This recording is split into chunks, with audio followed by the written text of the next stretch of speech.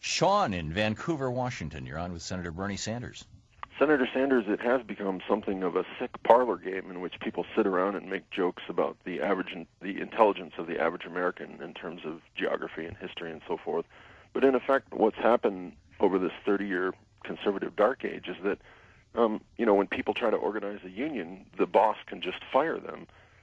I would say that if President Obama is going to spend his political capital at all, I think the single most important thing he could do, even over and above a Green New Deal, would be to re-enfranchise people.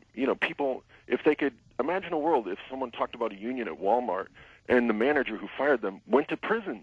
Imagine a world like that, empowering the working class. We would have 100 Green New Deals if we would just harness the self-interest of the poor and the working class of this country. Could I have? You're talking about the Employee Free Choice Act here, Sean. Absolutely.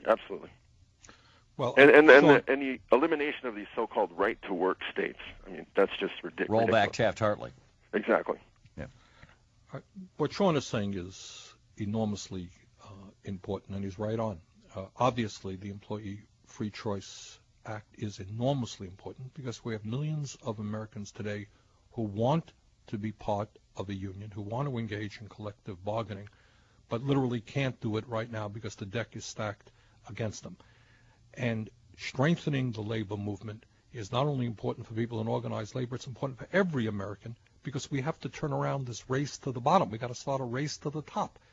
And if organized labor is making a good wage and you're not in a union, you will be making a better wage because your employer has got to provide you with wages to compete with other people in your community. But Sean's point goes deeper than that, and he talks about what happens if we empower people. I'll give you an example, Sean, of something that we're working on. I happen to believe very much that we should take a hard look at worker ownership.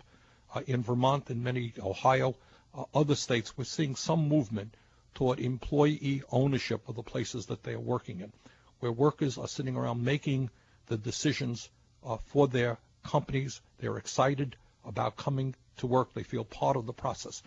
But all of this has everything to do with empowering the American people in a dozen different ways in the political process, in the economic process, on the job. And that certainly, obviously, is a major priority of where we have to go as a nation. Yeah, well said.